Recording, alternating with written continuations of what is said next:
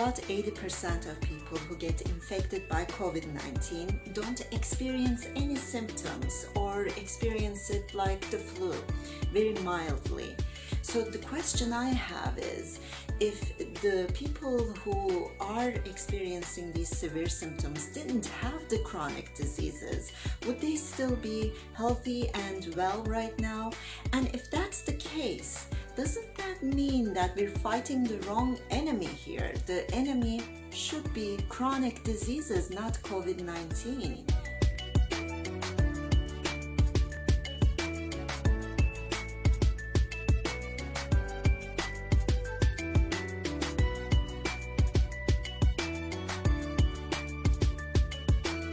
Now, our medical system is based on a short-term care model, which means that you go to see your doctor for a very brief period of time and you're out. You don't see your doctor for a long time after that. But for chronic diseases, what you really need to focus on is prevention and long-term in the community management of the disease. So you're going to be changing your diet, you're going to be exercising more, you need to stay motivated, and maybe your relationships are stressful and they're toxic to your body. Maybe you have something in your environment that's toxic to your body. All of these impact your experience, your vulnerability to chronic diseases, and you need to do something about them. And that means advocacy in the legal system, in the school system, wherever your issues are. And that means long-term relationship with your care providers. That's absolutely not available right now in the American system. It's pretty much everybody for themselves, and that needs to change if we're going to be tackling chronic diseases the way they need to be tackled.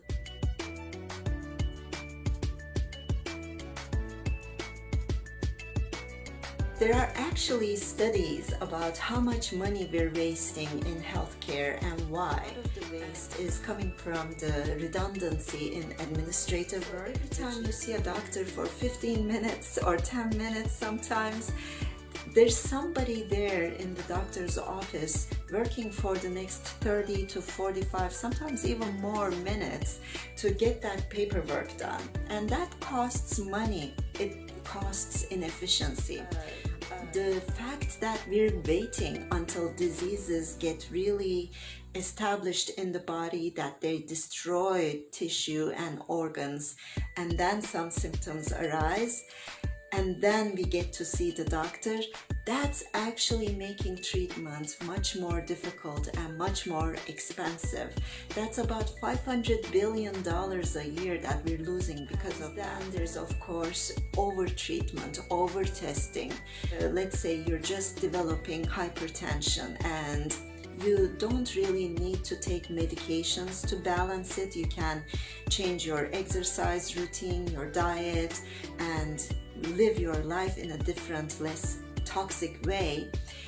But then the doctor isn't sure that you're going to go through with that plan, and so just to make sure that you're okay, they feel compelled to give you that medication, because we are more likely to take our medications than go through with a long and difficult transition in our lifestyle.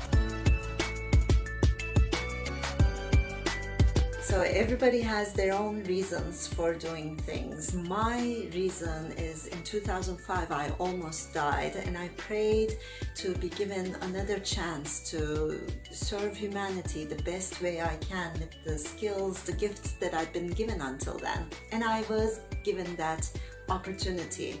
In my belief system, that's what I believe, and so I see this as God's work, honestly, because if we're able to achieve even a proportion of what I believe we can achieve, if we can just decrease symptoms of chronic diseases like obesity, diabetes, heart disease, lung disease, asthma, just a little bit decrease would mean millions and millions of people would improve their quality of life. And that would mean we wouldn't have to have the quarantine as we're having it right now. It would mean we wouldn't have those 150,000 people who died in the United States dying. It would mean their families spending more time with them, and the financial cost would not be there.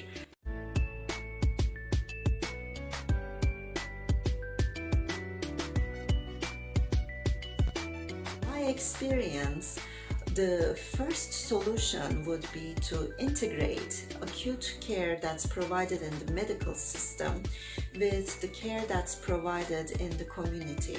That will, in my opinion, really decrease a lot of the friction that we have, a lot of the waste that we have in the healthcare system.